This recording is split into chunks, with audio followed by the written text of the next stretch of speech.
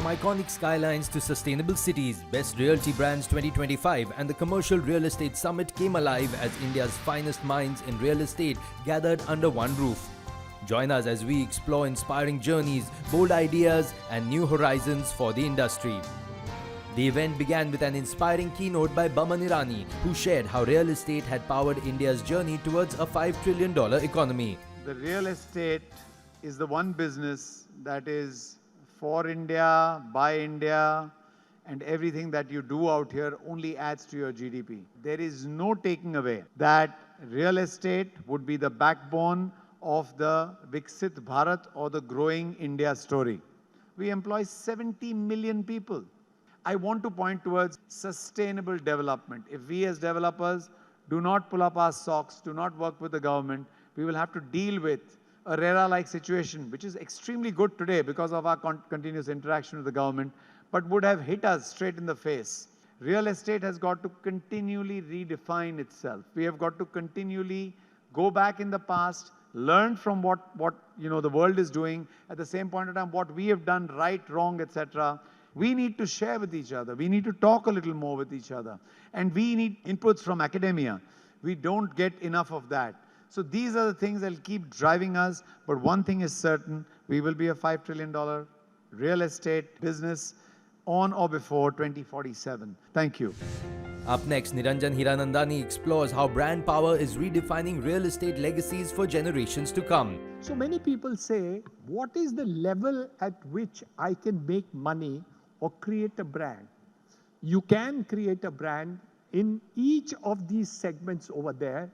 And there are people who have the expertise to be brand conscious in each of these segments. A commitment to quality, a commitment to be able to deliver, a promise to have ethical values, and a consolidation which is going to take place wherein the customer feels trust in the company that is going to deliver. The future is fantastic. Our responsibility as developers in order to deliver the quality in time, create brands which are going to be done and be able to make a fantastic name that at the end of the day, we will be proud to say we are the builders of Bharat. Thank you. Sustainability took center stage as industry leaders came together for a panel discussion to discuss the rise of green buildings, decarbonizing real estate for a sustainable tomorrow. The ESG standards are no more the kind of a guidance. Today it has become a necessity. So at the Jindal Realty, we have adopted lot money sustainable practice as a part of our as a standard practice. Aga Khan Development Network, it's a not-for-profit organization, and its motto is to become carbon neutral by 2025. Also, all new developments should have Edge Advanced accreditation or an equivalent accreditation, and also all new developments should be carbon neutral. At Creva, we are trying to embed parameters of sustainability right at the conceptualization level itself. And for that, we've set a 6-point internal agenda that we are trying to adhere to in toto. Keval Valambhia delivered a powerful address on Mumbai's housing conundrum, affordable housing versus livability. First of all, let us understand what affordable housing is actually. Well, in government definitions, it's 45 lakh rupees or less and 60 square meters or less house. So any unit which falls under these two categories is defined as an affordable house. Now I challenge you guys here. Find me one house in Mumbai city which falls under these parameters. Why there is no affordable house in Mumbai? Is it because of location? Is it because the land costs are high? Well, that's not the case. If you want to develop 1 square meter of real estate in Mumbai city, you know how much do you pay to the government? You pay 54,221 rupees a square meter in terms of approval fees, in terms of premiums, in terms of fungible fees and whatnot. There are 42 different parameters where you have to pay fees to the government. So whatever I pay to the government, ultimately I recover it from my home buyers. Ultimately what is happening right now is that because we cannot provide affordable homes in the Mumbai city, Mumbai is losing its sheen. So I'm just leaving this particular question in your mind before I sum up my speech, and thank you very much for having me. The next segment unveiled a research report celebrating the pioneers and disruptors leading India's real estate revolution. The overall scoring methodology was a 4-step process. Step 1 was selecting the parameters to be used. Step 2, collecting the data for these parameters. Then comes the rating assignment basis our research. And finally, arriving at the index score using the parameter weightage. We now come to a very special moment in today's event, the unveiling of the Best Realty Brands Coffee Table Book.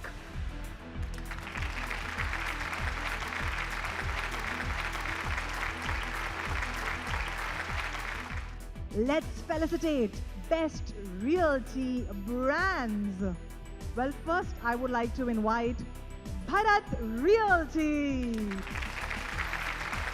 JSB Homemakers. Next, I would like to invite Vaibhav Lakshmi Builders and Developers. Next, I would like to invite Kriva, Pranav Constructions,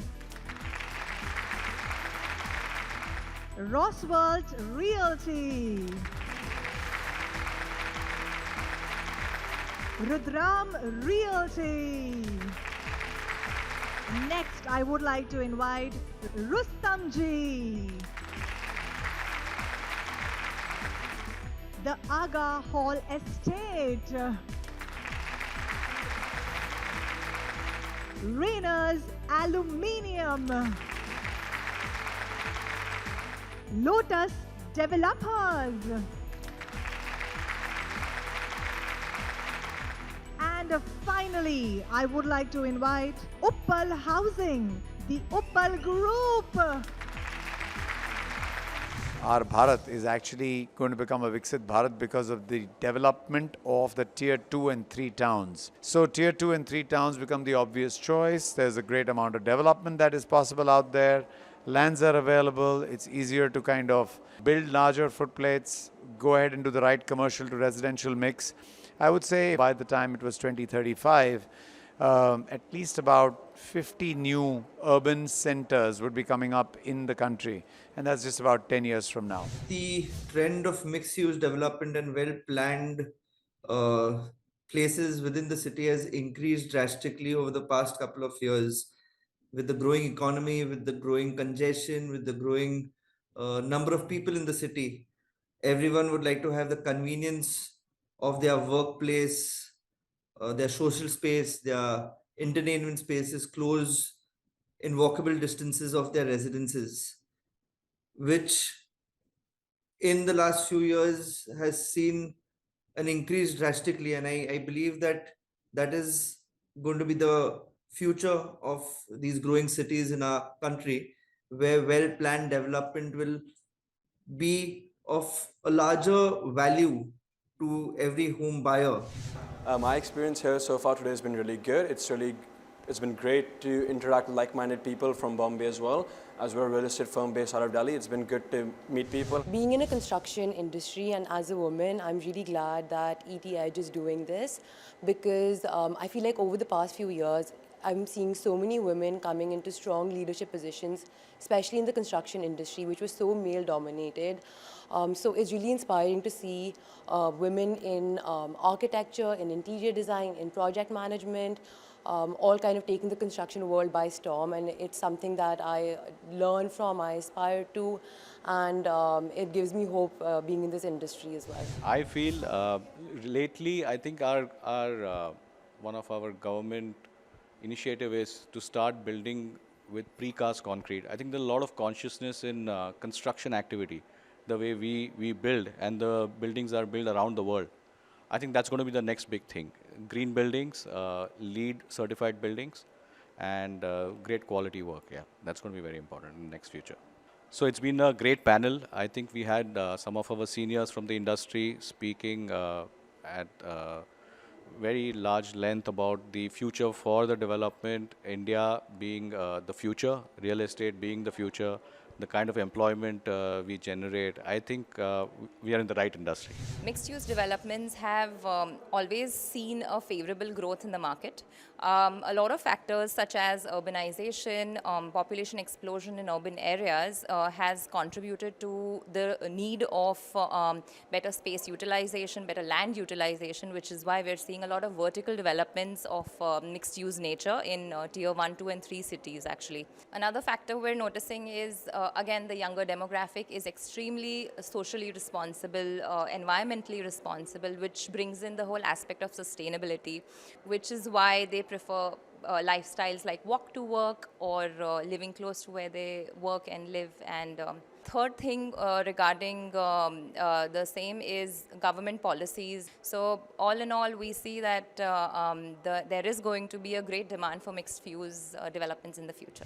Increasing emphasis on sustainability practices is something which is going to be the major focal point as far as the real estate market is concerned. As an industry which contributes close to about 10 to 15% of the national GDP, we as a sector have kind of lagged behind and been behind the curve in terms of contributing to the sustainability practices. But with the newer technologies coming in, consumers becoming more and more environmentally conscious, I think adherence to these practices will not only drive the long-term growth of the developers, but also will create or open up newer opportunities to diversify the revenue streams. Necessity leads to invention. So what has happened in the past few years is the increased urbanization is, there has been migration of young people into the cities. So that has led to a huge demand for rental housing. But then the pain point is that the housing societies have restrictions on renting out flats to bachelors and, so on and so forth, basically. So now there's a huge demand for, co-living spaces. So it solves two problems. It makes real estate an attractive asset class to investors, plus solving a problem of rental to the people who are migrating to the city. Obviously, it's the use of technology and sustainability, which is going to drive the growth in the real estate industry. We haven't used technology much in the real estate sector. We do see, things happening here and there, but not at a mass level. Use of technology should become a way of life. It should become as a must-have rather than, something nice to have. Technology is no more an option. It is a must. If you see in every spectrum of our life, even in our day-to-day life, technology is not only enhancing, but it is already taking humankind to a different level, wherein we are able to do so many things which could have taken years together, and we are just able to do those same things within minutes. And AI has created a revolution which all of us are going to experience, feel, and it's become like a compulsion now. As far as real estate is concerned, the Forbes record of 2024 says that almost 30% of the process in which a customer is converted into a client for a real estate developer has been reduced. Imagine when 30% of this cumbersome process reduces, it means 30% of efficiency has gone up, which means it's a huge time benefit, not only for the developer as far as time is concerned, but also as far as the revenue is concerned. So I definitely feel that AI and tech integration in our business is not only going to speed the economy of the country, but also the speed at which the projects are completed, and eventually going to give a lot of comfort to the home buyers. Tech is the next big thing. Getting fair to the environment is the next big thing. So with respect to technology, supporting your channel partners and customers across the non-development side of the business chain is crux to simplifying what we do at real estate. Besides that, when it comes to housing development, the green side of development is absolutely important. So going green and adopting technology at the fastest pace is the way ahead for real estate, I believe. People are more inclined towards living in a communities where they have a good infrastructure, they have good schools, they have good roads, they have good sewage systems, and even the good transportation available to them. So I see the future is in the smart cities. The tier 2 cities are growing up, and even the new townships and the man-made townships cities are coming up in a good way. So I see that's a new revolution, or that's a new big thing which will come in real estate.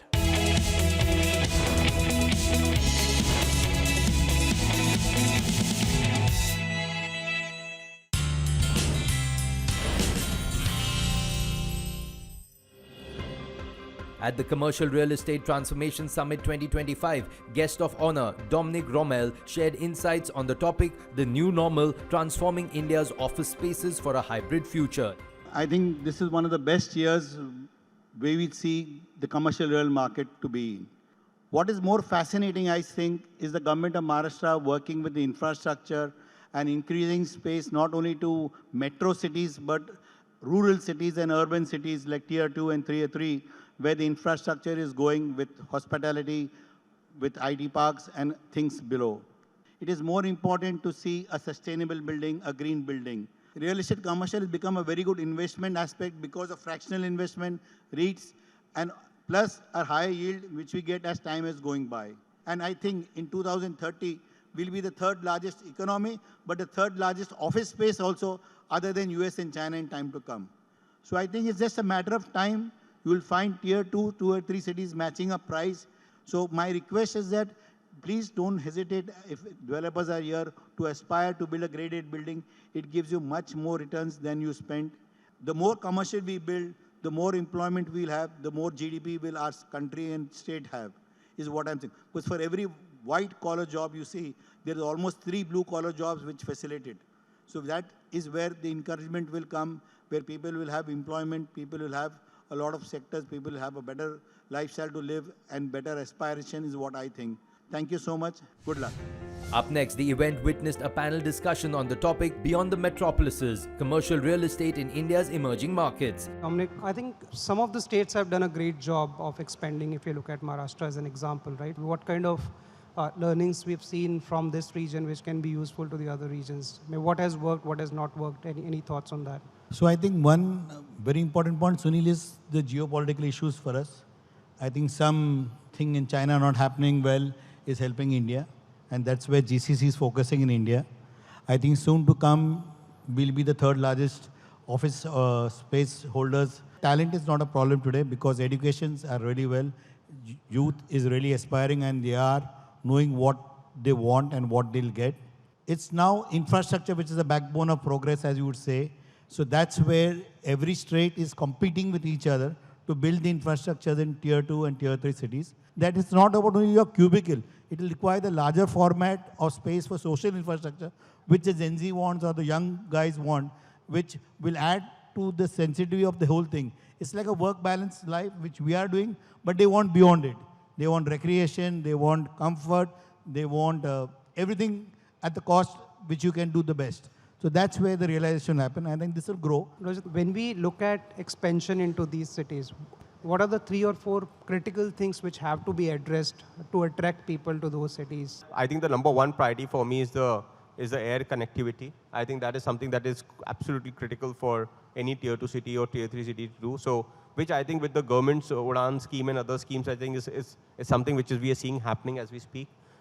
Because I think they need to be connected to the tier 1 towns. I mean, that is the fact of life, because as you started by saying that is where everyone aspires to be, that's where the top management is sitting right now. So that connectivity is very important. The second, of course, the overall economic development of the particular city or the state is very important. I think how the overall futuristic growth of the city is going to happen is important for us. And third, whether that current city offers immense amount of talent to the IT sector.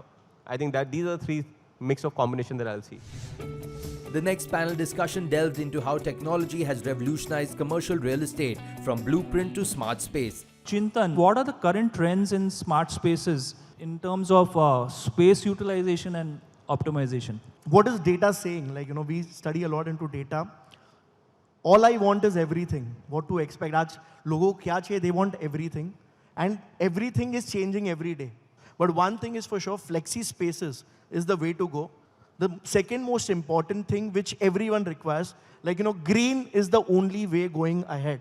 That is the requirement. Colonel, do you really use tech in terms of decision making? Well, yes, the trend is changing. We are definitely looking at these matrices to analyze and see how we can get a better premises which can, look after a lot of things and give us a kind of comfort in our backside that everything is super fine and we're going to be there for long. Our next panel explores the topic New Age Occupiers, the changing dynamics of tenant preferences in CRE. So Megha, how has Tablespace designed its offering to meet the changes of new age occupiers? We are seeing a lot of GCCs coming into the country, and they are large global enterprises with very, very clear specific needs. They come with a very clear understanding of their product proposition, but setting up workspace in India takes time, effort, understanding of the geography, the political landscape, and therefore they're looking at speed, efficiency, transparency, and cost effectiveness. Very, very clear asks, and therefore they look at partners who are able to deliver this credibly at scale. Now, Vishal, how can one leverage technology to create more engaging communities in the workspace? We have a brand, the House of Abhinandan Lodha, which is into branded land development. That is also being sold virtually. So today, a land being sold virtually is not something that we could have think of. So integration, getting AI, getting AOI, IoT of things, it is something that is going to help us and take us to the next level. What I would say here is integration is the key. What we should look at here is integrating everything to one place so that multiple apps are not required for the same thing. Now, Vittal, how are you evaluating the long-term viability of these properties that may require significant capital investment? 2/3 of the spaces are not owned by investors, but we look at that as an opportunity. I'll give you classic examples. We had acquired 2 assets, and both of them were fundamentally right in terms of location-wise. They were in right location, and construction quality, fundamental quality was good. However, both the assets were not managed so well, because of which the occupancy levels were not up to mark. The quality of tenants were not up to the mark. The rentals, what they deserve, those assets were not up to the mark. We bought those assets and we heavily invested into those developments, and we transformed those assets into world-class assets. So there's a massive opportunity there, those kind of assets. All it requires is wearing an investor's hat and looking at them as an opportunity rather than as a problem. In a special address, Mala Singh explored the topic Greener Foundations, redefining real estate in the age of climate action. So why we are talking about green today? A green building is a building which consume less resources, which consume less water, which consume less energy, which gives you better environment and better health and wellness. The definition is very much connected with our Panch Tattva, 5 elements of Mother Earth. And if we bring all these 5 elements in a harmony with the nature, and we learn how to balance it, definitely, green adoption is very easy, because that becomes integral part of your thinking process. So green is not something, which need to be considered as a checklist or a guideline. It need to be understood as a part of our collective responsibility. While primarily there are multiple factors helping the growth of commercial real estate in Tier 2 cities, but the key ones that I would personally feel is the immense amount of talent that is there in Tier 2, Tier 3 cities, which obviously ultimately moves to metros and Tier 1 cities, followed by the focus of the government in developing a lot of infrastructure in these cities, and especially obviously in the budget, we also heard that a lot of investments are going to be coming in the Tier 2 cities for the smart city development. All these factors, along with the growth of advent of GCCs coming in India, and obviously there's a large amount of GCCs which, as per PEGD, is going to touch by $100 billion by 2030, is going to really help development of commercial real estate in Tier 2, Tier 3 cities. Also, I think one of the interesting factors is today, I think if you look at the Western markets like US, where over 200 cities have grade A commercial developments, India primarily focused so far is on on the big 6 cities or 7 cities in the country. Cities like Kochi, Coimbatore, Lucknow, Indore have immense potential to become future CRE hubs, and also obviously the lower rentals that they provide, which is in terms of what the rentals are there in tier 1 cities, it provides a great opportunity for a lot of large GCCs to come and source not only human talent, but also great assets in these cities. Technology is impacting real estate in a big manner. Ultimately, whatever we are doing for commercial real estate is for the consumer, is for the end user. And we have to get that delivered in a affordable price, at affordable cost. And technology is helping us doing that. Building management systems are helping us doing that. IoT, AI is making sure that we are achieving that at affordable rates. I think that's how technology will play a vital role in coming times too.